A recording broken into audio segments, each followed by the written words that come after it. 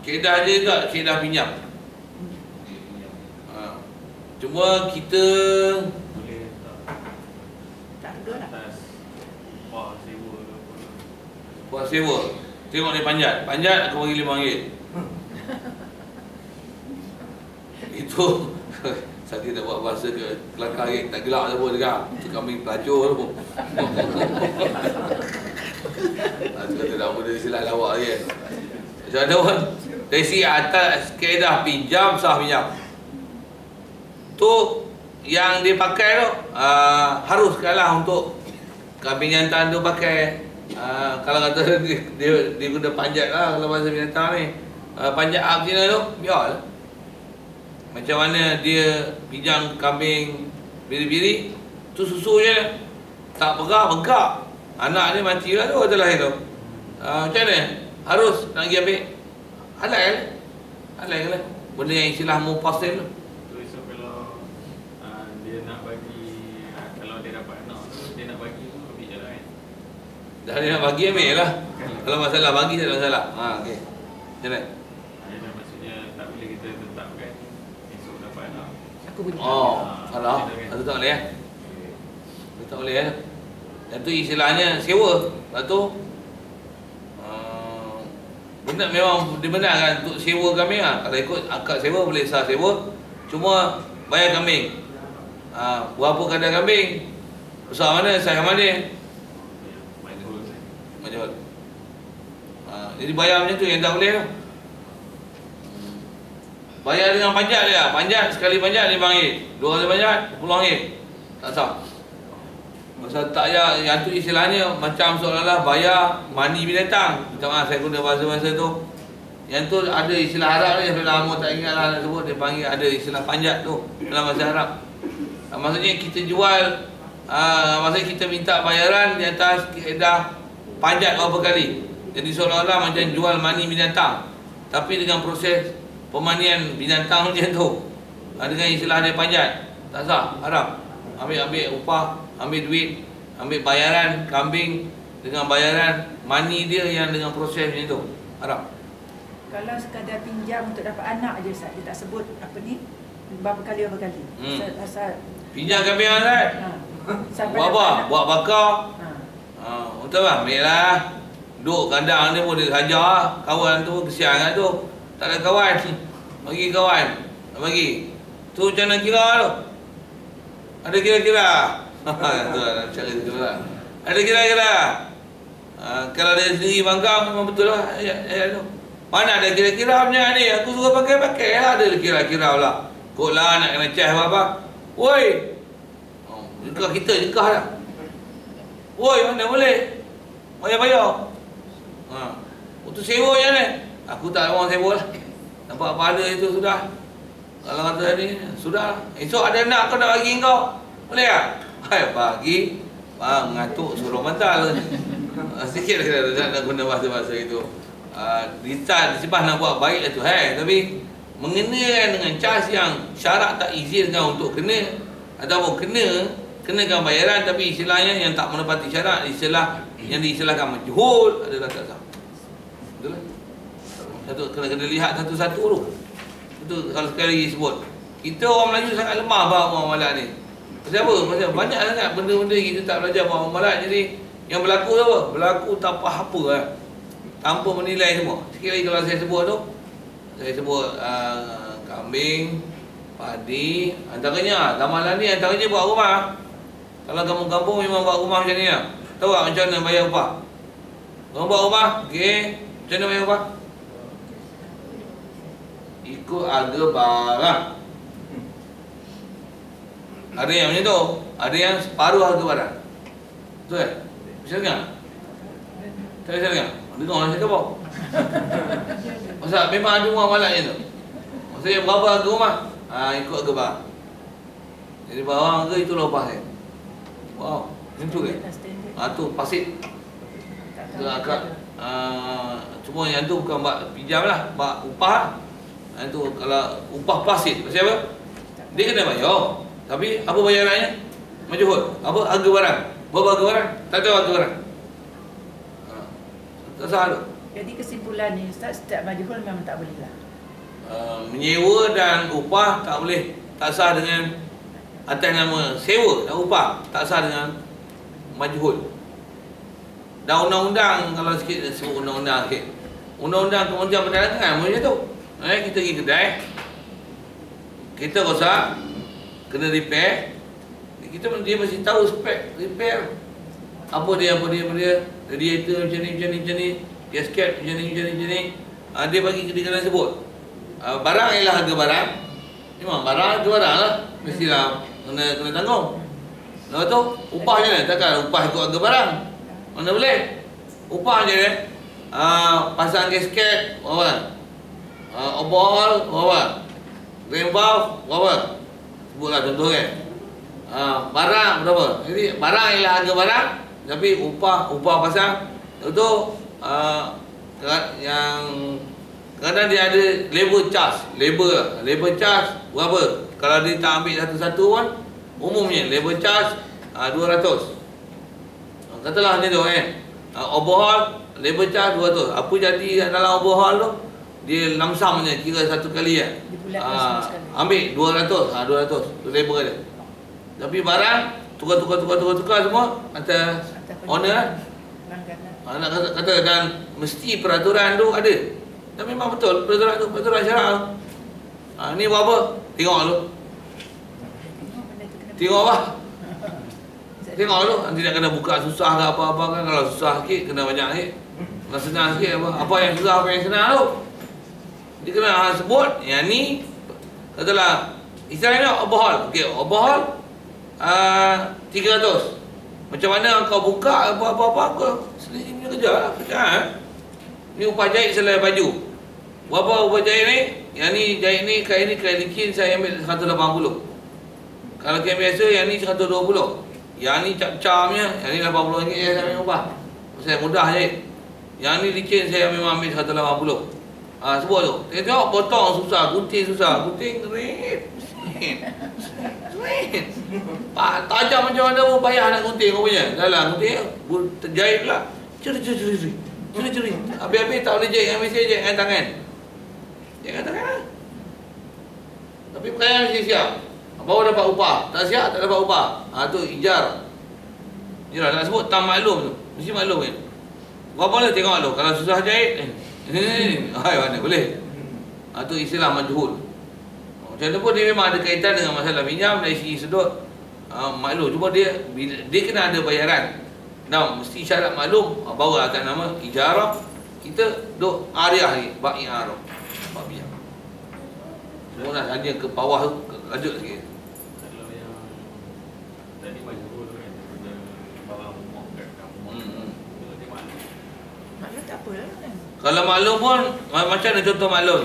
Dia tahu kos barang dia beli adalah 200. Cuma kaedah yang baik, jangan istilah dia ikut harga barang. Tidak. Katalah macam ni, nak buat rumah macam ni. Rumah aku macam ni. Okey. Katalah dia asal dulu kaedah dia harga barang. Dia dah kira siap lah barang macam ni. Okey, janganlah kata ikut harga barang. Walaupun harga barang dah tahu. Dah. Berapa yang dah tahu? Katalah 60,000. Semua kos buat rumah dengan spek macam ni yang konda ni. Aku siapkan ke aku bayar. Rumah siap semua 60,000. Memang harga barang katalah 60,000. Jangan sebut harga barang. Kaedahnya bagi maklum, sebut satu angka. Awak mahal sangat, tak boleh kurang lah. 55 boleh. Habis tu 55. Sekalipun beli tu harga semua 80,000. Hantar. Bukan harga barang. Baik. Ustaz, macam jadilah kalau saya dah sewakan satu tanah berbeka, tanam pokok buah rambutan, tapi ada satu pokok rambutan tu dah hanya sampai ke laman, boleh tak keluar? Kan saya sewa tanah. Laman kita. Tanah kita ya. Tapi sewa dia, pokok dia punya. Dia sewa pada kita lah pokok. Pokok dia punya lah, tapi tanah sampai.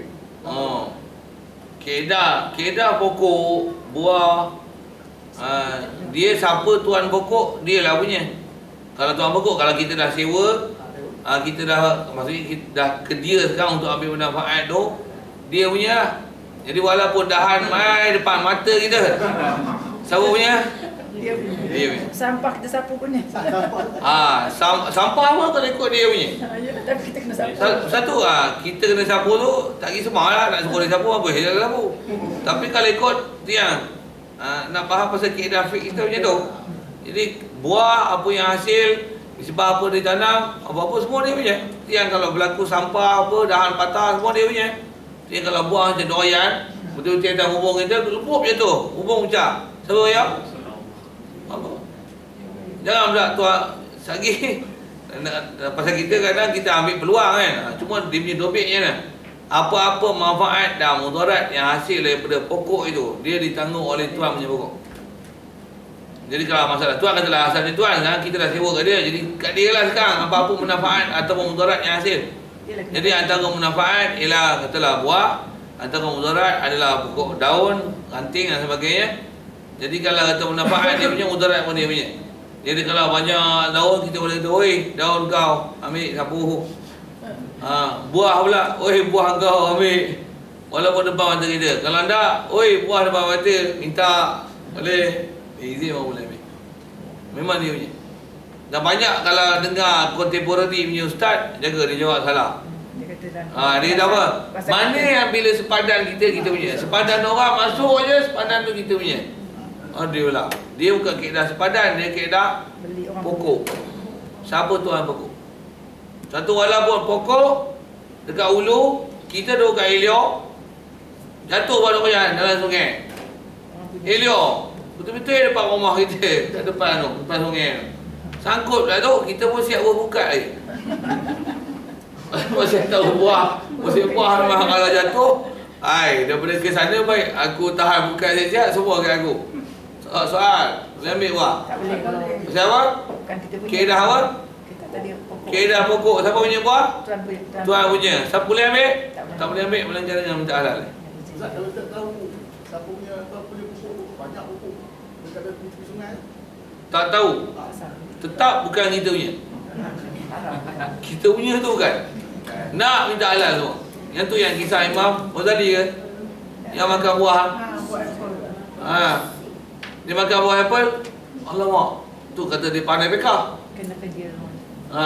Mesti ada tuan punya memang lah. Tapi dah lapar dia makan juga. Mau makan buah dia sedar. Yang ni mesti tuan punya. Cari pokok mana ni? Buah. Dan jadi tu yang tuan pokok pun pandai. Dia tahu apa? Orang minta ni memang orang reti. Satu dia minta maaf kat aku, dia minta halal. Jadi orang bukan semua orang main buat benda tu. Buah kai tu. Aku boleh halalkan dengan syarat kahwin anak aku, buta berkak bisu. Tu dia. Macam tu yang nak minta maaf. Lantar je dia duk rasa aku diampuan. Kalau kahwin dia ada, elok lah ada mata berkak bisu apa dia. Berkak pasal tak pernah dengar benda-benda tak elok. Daripada kecil dia asuh benda baik. Buta tak pernah tengok benda maksiat. Bisu tak pernah cakap benda-benda tak elok. Mulut dia Quran dengan ilmu ni. Masya Allah, tuah ni. Bertuah pasal kau warak. Bagus. Sikit lah itu kan. Siapa dah dapat itu tak tahulah. Okey. Tapi nak cerita hukum tu betul. Jadi dia makan buah, dia minta maaf dekat tuan pokok. Siapa tak halal ambil, tetap tuan pokok punya. Walaupun buah tu dia ikut sungai. Cuma atas kaedah uruf ada macam ni. Bila dah masuk sungai ni biasanya tuan pokok ambil lah. Awak pun bersepah katanya tak teringin dah. Kalau dah hilir sungai tu awak tak boleh. Macam mana pun nak kata asal tuan pokok dengan tuan pokok punya. Walaupun jadi uruf bila kata mengalir kat sungai, orang berpaling daripadanya, tapi tetap atas prinsip kalau kelahi dia boleh kelahi. Ini pokok aku, buah aku, pandai-pandai kau ambil. Hak dia untuk dia tahu. Tapi Ustaz, itu tanah dia. Kalau tanah kerajaan kata rumah dia, dia tanam pokok. Itu bukan hak dia lah kan. Orang ramai boleh ambil lah kan. Tak. Keedahnya keedah tuan pokok. Tuan pokok juga. Keedah tuan pokok. Tuan tanah memang hak tanah. Cuma tanah kerajaan. Dia pula kerajaan pula tak kata apa-apa. Tetap tuan pokok adalah milik tuan pokok. Dia tak jadi hak wakaf. Masa bila kawan tu wakaf, nanti belajar wakaf. Selalu kita macam mana? Alah, tanah kerajaan, tanah wakaf. Boleh ambil. Bukan tanah dia. Memang bukan tanah dia, tapi pokok dia. Bila pokok dia, dia punya. Dia atas pokok dia. Tambah. Dia atas pokok dia tu. Saya tengok pokok dia 4 jalan, 4 kereta. Siapa koyok? Dah pokok ni. Tuan pokok kena. Tu pokok bakar. Tanggung ni. Tanah pula. Tanah kubur kan? Tanah kubur tu kan. Tanah kubur. Dia di atas siapa yang mengurus tanah perkuburan. Maksudnya dia di atas, dia ada biasanya ada nazir kan. Ada lembaga pengurusan yang menguruskan dia. Kita tak boleh pacak pokok ikut suka hati kita kan. Mesti dapat keizinan. Kalau bahagian pengurusan mengizinkan kita untuk tanam pokok dan diizinkan tanam atas nama pinjam lah, tanam je lah. Tapi tanam pisang lah, jangan tanam buah manggis, durian apa, susah. Dia menyempitkan kubur. Itu tanam durian kan? Tanam durian? Tu buah durian tu masa orang naik jalan kubur, habis kenyang. Macam mana pun dia kaedah gini. Dia tak pokok-pokok kekal, dia tak boleh tanam di tanah wakaf, tanah perkuburan, pasal dia istilahnya menyempit kan. Macam mana pun kalau pihak pengurusan membenarkan tanam pasal tanah kubur pun luas, katalah gitu, dia membenarkan, bahkan demo yang tanam demo yang tanam untuk kata sebagai mungkin atas dasar untuk berteduh, dan sambil berteduh ada buah.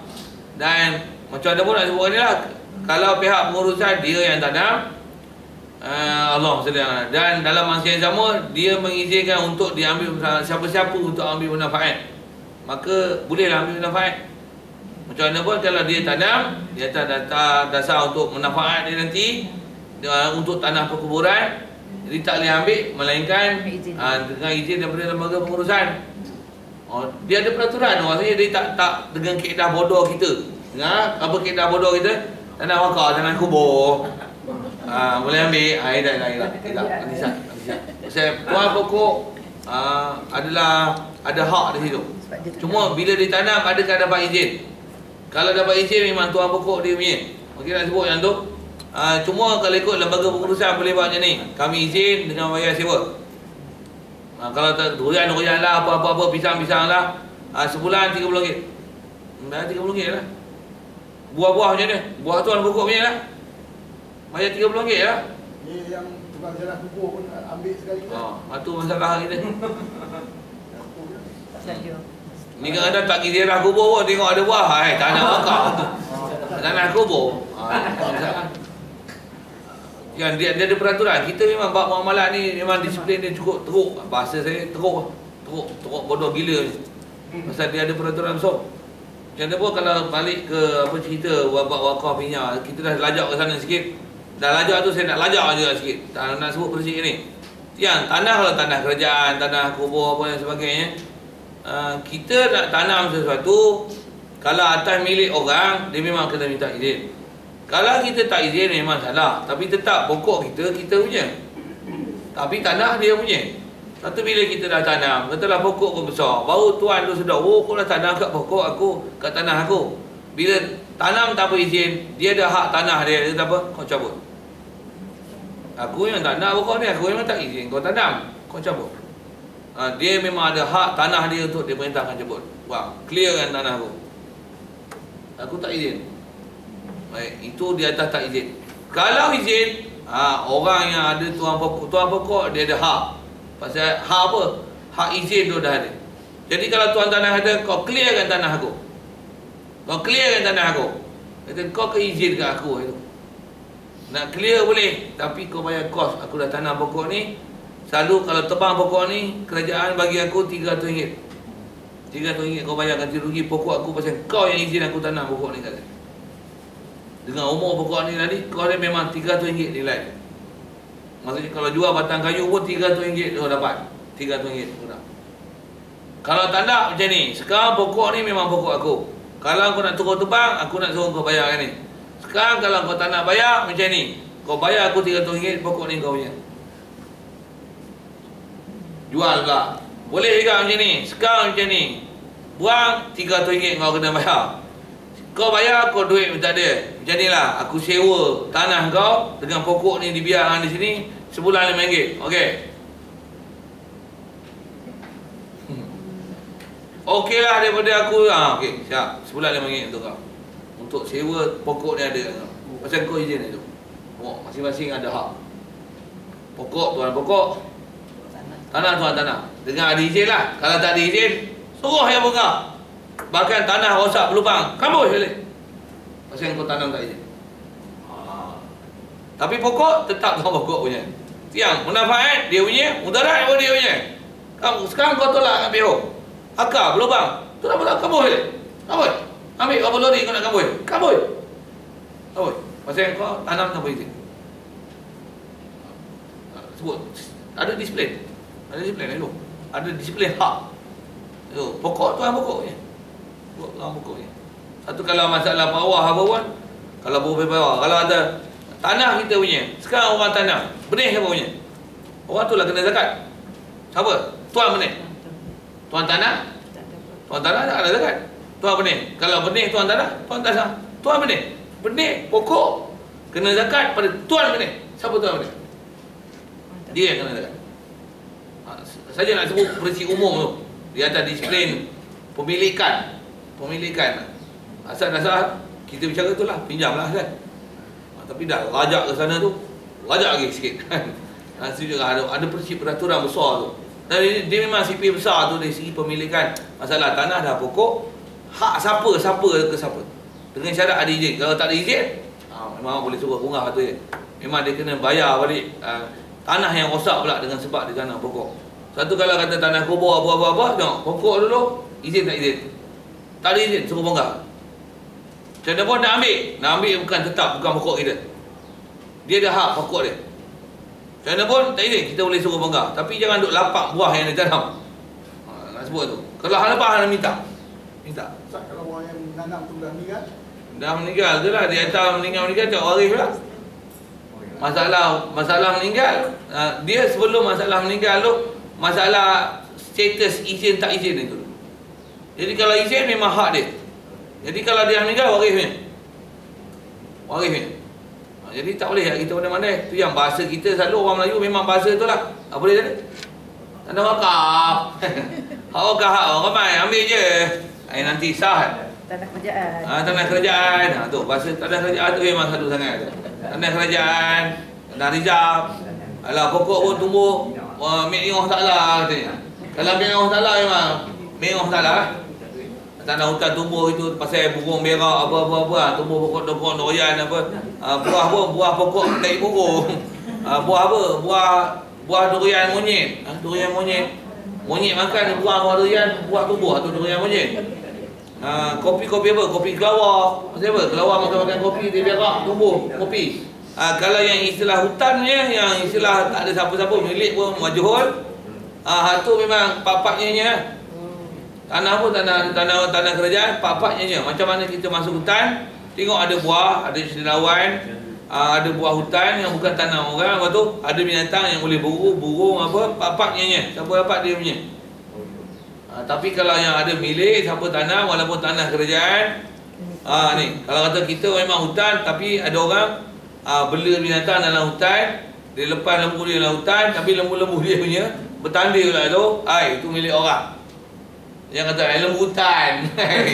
Lembu hutan. Tu disiplin ni pun kena jaga, disiplin hak. Itu. Sama dengan sungai macam mana tu? Sungai atas kata sungai, siapa mancing, siapa bukat, siapa jala dia punya.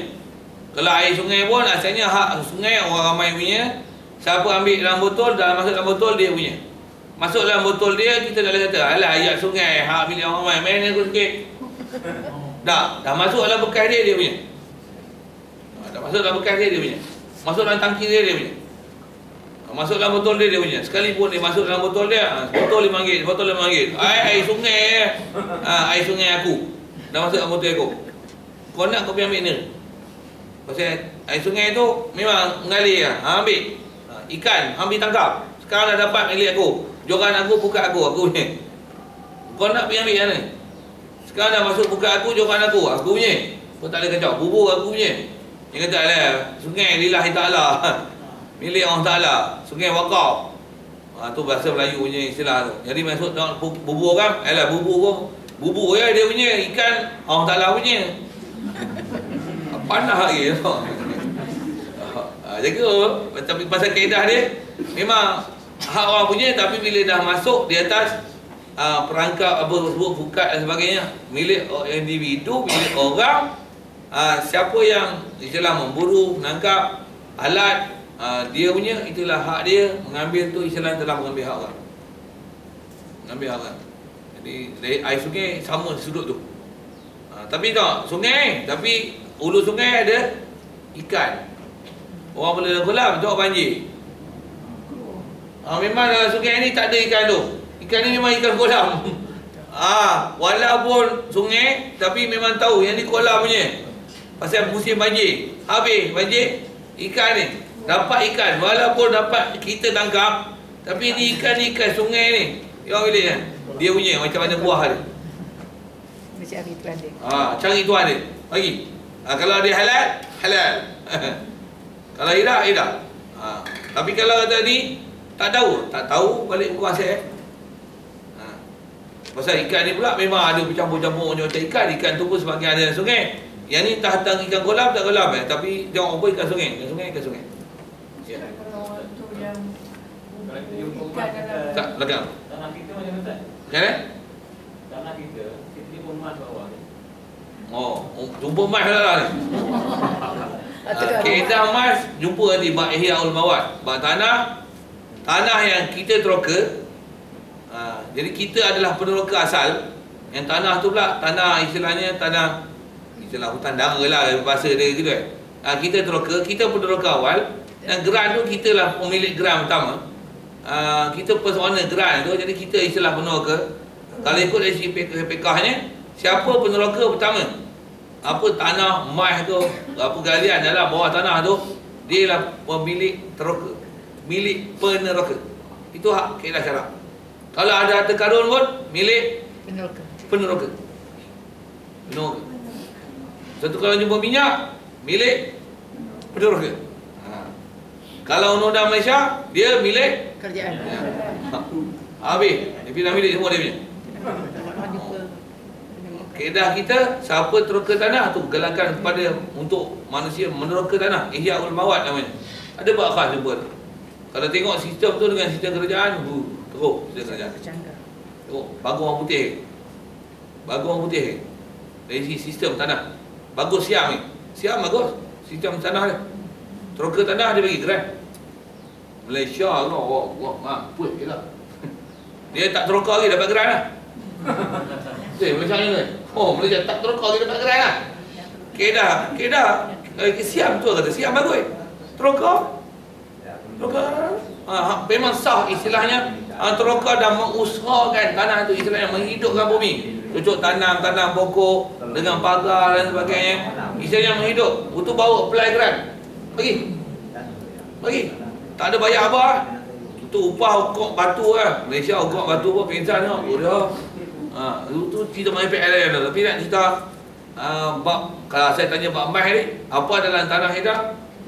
Hak kita. Itu asal hukum syarak. Malaysia kalau gali-gali ni tengok. Kerjaan punya. Kerjaan punya. Ada emas. Kerjaan punya. Korek-korek poring. Yang tu kuat air. Tak mau saya banyak kan. Tapi kok ada apa-apa benda barang air ni dia tengok ada sesuatu lah kan. Macam mana? Dia ambil alih tu. Kerja ambil alih. Tengok kerja orang tanah dah. Betul? Tanah punya undang-undang macam tu kan. Law tanah lah. Tak, kalau tanah punya undang-undang macam tu kan. Maksudnya kalau tanah milik kita sekalipun ada apa-apa dalam tanah, semua kerjaannya. Ada undang-undang ni galian ada undang-undang galian nama kan. Jadi memang istilahnya government punya. Memang tak ada milik jadi individunya. Ada. Kalau ikut syarat individunya. Siapa yang teroka? Dia tak peneroka punya.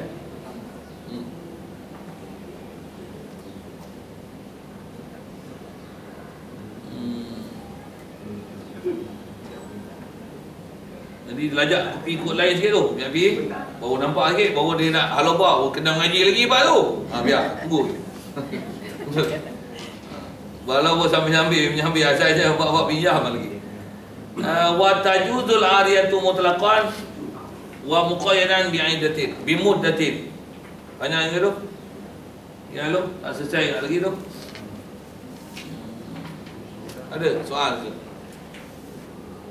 Jadi asal bicara kita tak masalah manfaat asaron. Jadi ada manha apa supaya tu dan lajak sikit ke masalah sewa, ada manfaat pasal masuk bawah, dan masalah ihyaul mawad ada bab tu. So masing-masing ada bab. Ada bab dia. Satu saya sebut sekali lagi. Bab muamalat ni memang kita tak pernah belajar. Memang tak pernah belajar. Tu pun saya buat kalau saya